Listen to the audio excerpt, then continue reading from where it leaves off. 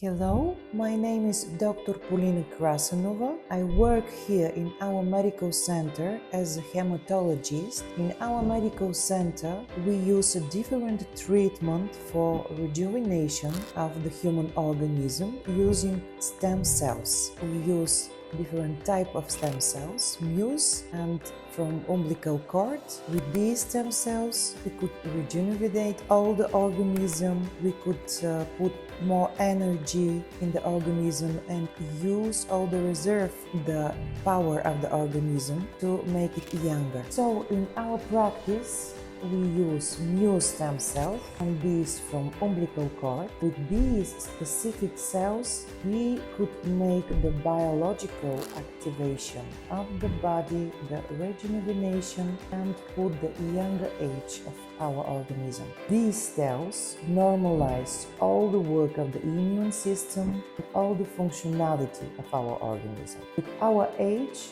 we can use less of our power, but with this treatment we could put more power and younger inside of the organism. We could use different programs, but we are all based on the individual protocols. Depends of the patients, of the need he is also proposed, and the individual treatment according to these needs and problems.